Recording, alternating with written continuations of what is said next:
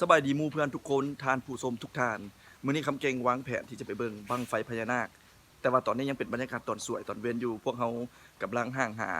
ข้าวสวยกินเนาะตอนนี้อยู่ที่บ้านท่าเรือสิงห์หอมเมืองไซธานีเนาะก็เป็นบอนที่ว่าพักเช้ารอท่าแล้วก็มีทีมงานกำลังห่างหาอาหารกันอยู่พวกเฮาไปเบิ่งว่ามีหยังเป็นตะกินเป็นตะแซ่บแน่พร้อมแล้วไปเบิ่งพร้อมกันเลย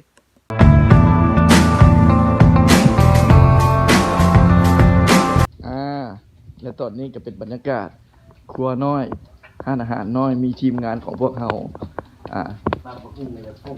น้องสายเขากำลัง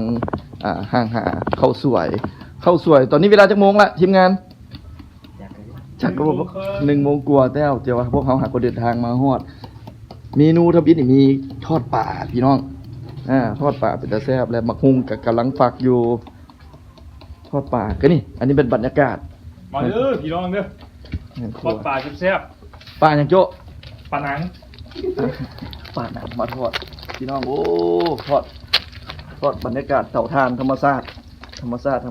อันนี้เป็นเอือบอย่างนี้โจ๊เกลือเป็นนัวเกลือเป็นนัวขาดบ่ได้เนาะบักฮุงกำลังฝักอยู่ทีมงานของพวกเขาเดี๋ยวจะมีอีกผักส่วนอื่นๆมาสมทบพวกเขาก็เห็นนี่เป็นตาแซ่บได้พี่น้องมีทอดป่าน้อยทอดป่าน้อยปลาน้ำขาวปลาน้ำของบ้านเฮานี่แหละเนาะนี่แล้วก็มีอีกเมนูต้มแซ่บป่าพี่น้องโอ้เป็นตาแซ่บเนาะต้มป่ากินได้10 โมงยังบ่แล้วใช่ป่ะชีวะอันนี้เป็นบรรยากาศที่ว่าก่อนจะไปเบิ่งบังไฟพญานาคในตอนค่ำแต่ว่าตอนนี้เป็นบรรยากาศตอนสวยกังเวียนอยู่ฉะนั้นแล้วกองทัพก็ต้องเดินด้วยท้องพวกเขาก็ต้องได้กินก่อนเนาะก็มีข้าวสวยเป็นตำบักหุ่งทอดปลา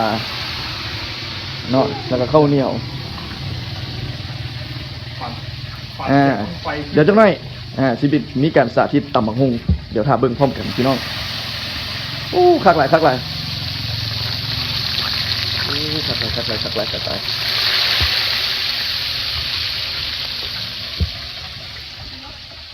แล้วตอนนี้เขาก็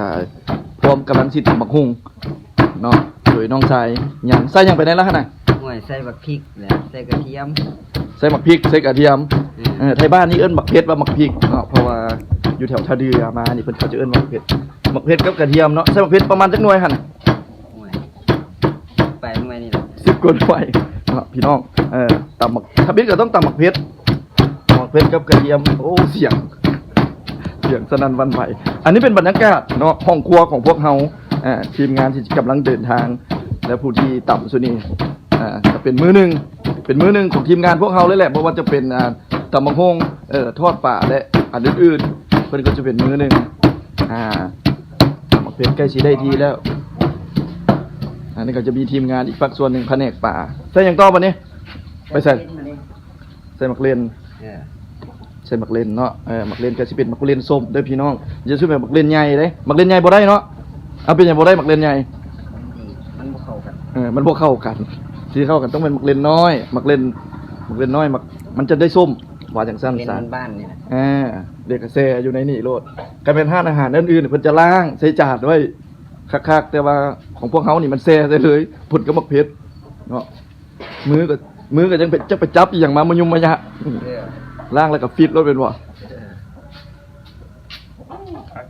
อันนี้มันทีมงานของพวกเขามิสเตอร์โจกำลังแผนกป่าไปเบิ่งก่อนเอาเพิ่นทอดป่าเป็นแล้วได้แล้วหรือยังพี่น้องโอ้แล้วดิทอดป่าแล้วแกงนี่ก็แล้วแกงนี่คำเก่งเฮ็ดเด้อเนาะเมื่อกี้นี่ค้าเฮ็ดแกงกินแต่ว่าบ่ได้ทายบ่เป็นหยังเดี๋ยวสิทายเบิ่งตอนกินเลยเนาะนี่ทอดป่าของมิสเตอร์โจถือว่าแล้วตำบักหุ่งเอาโอ้ยรับขั้นตอนไปฮอดใส่ละใส่บักหุ่งใส่แล้วใส่มักเล่นแล้วแม่นบ่ใส่บักหุ่งกับใส่บักเล่นแล้วใส่มักหุ่งกับมักเล่นแล้วอันนี้แม่นใส่ยังไงเป็งนัวโอ้ขาดบ่ได้คนเราต้องเป็งนัวบวงนึงเต็มๆพี่น้องต้องเป็นแนวนั้นได้เนาะบ่ใส่ได้บ่เป็งนัวนี่บ่ใส่บ่ได้บ่ใส่บ่คักเนาะแนวมันต้องแม่นเป็งนัวอันนี้แม่นหยังปลาแดกเนาะก้าวรถนะพี่น้องบ่ได้มีสูตรบ่ได้มีหยัง กล้าเอาโลด ง่าย เห็นบ่ อืม ใส่หยังต่อ ใส่บักนาว มะนาวน้ำมันหอยบ่ใส่ที่น้ำมันหอยนี่ โอ้ น้ำมันหอยบ่ใส่เด้อพี่น้องนะมะนาวกะเปียงหนึง2 เปียงเนาะสูตรบางคนนี่ก็จะแม่นจะต่ำจะปรุงเครื่องก่อนเนาะแต่ว่าของเฮานี่เอาเครื่องลงเบิดแล้วก็ปรุงแล้วก็ยวกบัดเดียวบ่ใส่น้ำตาลบ่ แล้วแต่ผู้มักแล้วนี่นะ พวกเขาบ่มักเนาะว่าจังซั่นซะเด้กินออกมาแล้วพี่น้องกินออกมาแล้วสูตรนี้เป็นจังได๋ หมูหูรสชาติเลยโยมาชิมด้วย ชิมมันโลดนะเชฟต้องชิมเองโลดเอ้าเพิ่นว่าบ่ คำใหญ่ๆคำใหญ่ คำใหญ่ๆคำใหญ่ปีนมาแหม่ไปเป็นจังได๋ บ่เซ็ตวิธีกินเขาต้องกินอย่างนี้ เขาต้องกินจังซี่เนาะ คำใหญ่ๆรส เป็นจังได๋เผ็ดบ่ เก็บเล็ด บ่มีคำอธิบาย อืม ยอดละจด ตื่นประแดก ตามเนี่ยกับตัวเดียว ขอน้ำตาลกับปลาแดก ร เนาะ สชาติไรพอ บ่ทันได้ใส่ซ้ำนำเมื่อกี้นี่หั่นน่ะทอกใส่ เตรียมหมดแล้ว ทอกใส่หยดหนึ่งพี่น้องโอ้ตำบักหุ่งเป็นตาแซ่บเป็นตาแซ่บ โอ้มีแรงได้กินเผ็ดแล้ว น้ำตาลก็แม่นกาเอาโลดพี่น้องเคลียร์ๆเพราะว่ามันอยู่ในปุกโดดมันจะแข็งห้อยนิดนึง ถ้าอยากให้แซ่บเอาเครื่องปรุงมีไว้ใช่ไหม บ่แม่นละมึงบ่แม่นละอ้าวเชฟยวกต่อเอาไม้หอบที่2หอบทับอิฐแม่นเทสไปแล้วบ่ผ่านเนาะต้องปรุงใหม่ยวกที่2จะตักเลยบ่หรือจะซีมนี่ ตากเลยเลย ตักเลยมั่นใจโอ้เด็ดเอาจานให้เอาจานให้ใส่หยังดีใส่จานนี้อ่ะ ใส่สาม ใส่จานให้ใส่จานให้แล้วถือว่าสำเร็จแล้วตำบักหุ่งเนาะเทื่อที่1ซีมแล้วก็ปรึกษากันเนาะเฮ็ดหยังต้องปรึกษากันแล้วก็เติมเนาะเติมว่าสิใส่หยังเมื่อกี้นี้ใส่น้ำตาลกับปลาแดกตื่มก็ถือว่าแล้วโอ้จะแซ่บพี่น้องจะแซ่บคือไปแล้วโอ้น้ำมันเนาะอันนี้น้ำแซ่บเลยพี่น้องยกอีกมือเดียวพร้อมเสิร์ฟตำบักหุ่งนี่มานี่เลยครับข้าวสวยพี่น้องก็เป็นลักษณะแบบนี้ทอดปลาน้อยตำบักหุ่งแล้วก็แกงป่านะแกงป่ายังอยู่หม้ออยู่เดี๋ยวสิตักให้พี่น้องเบิ่งนี่เป็นบรรยากาศงานครัวก็จะเป็นจังซี่แหละพี่น้องอันนี้ก็มองอุปกรณ์เครื่องปรุงก็อยู่อย่างนี้แล้วทัดไปนั้นก็จะแม่นมองเมียนด้วยเมียนบวงบรรยากาศตักแกงสู่พี่น้องเบิ่งนี่จองเนาะ จะมาขึ้นกับปลาหลาม ตำบักหุ่งกับข้าวหลามนี่แกงนี่คำจริงเฮ็ดเด้อ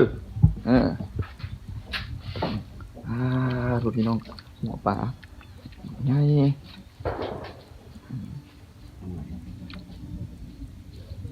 คักเนาะ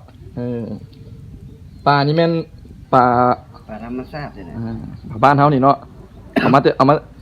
โอ้มีไอซะอีกเอามาแต่ตลาดเนาะปลานี่เนาะ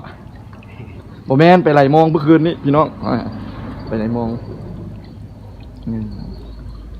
ขึ้นโต๊ะเดี๋ยวพวกเฮาไปโซ่พร้อมกันเลยและตอนนี้ข้าวสวยของพวกเฮาก็พร้อมแล้วพี่น้องเนาะถึงโต๊ะอาหารในกะเต็มโต๊ะเลยก็คือคำเก่งว่าไปมีตำบักหุ่ง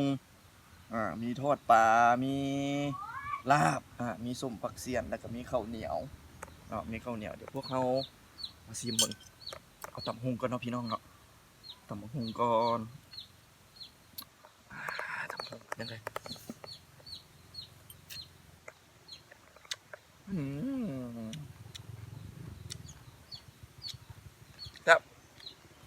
แซ่บตำบักหุ่งกันบ่เผ็ดกับบ่แซ่บพี่น้องมันต้องเผ็ดแน่ต้องเผ็ดเนี่ยอีกคำหนึ่ง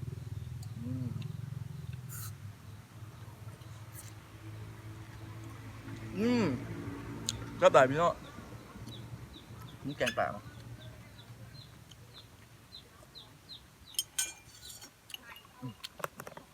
ทอดปลา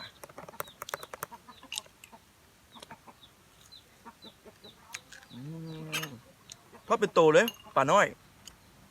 ทอดเป็นโตเลยด้วยแบบกรอบๆพี่น้องจุนเตาถ่านนี่แหละเนื้อมันหมูไม่ยังไร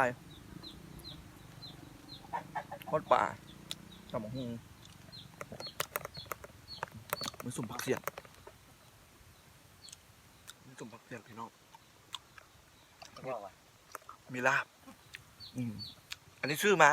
บริเฮ็ด ว่าเฮ็ดเอาเนี่ย เฮ็ดเอาปะถ้าจะคืนนี้เนาะ ลาบกับข้าว เอาสมผักเสียนก่อนจะได้ปะทีมงานของพวกเขากะวอร์มกันก่อน มีการดื่มกันกินกันหน่อยนึงทีมงานของแก้เมื่อยมาท่านเด้ กลางไม่เฮ็ดหยังเงินอ่ะจ้า จับพี่น้องเอ้า ไก่น้อย เดี๋ยว ครับเอากลับมาแล้ว เฮ็ดหยังเงินอ่ะ ติดตามเบิ้งบุญบังไฟพญานาคอันนี้เป็นบรรยากาศเขาเที่ยงทำเก่งกินก่อน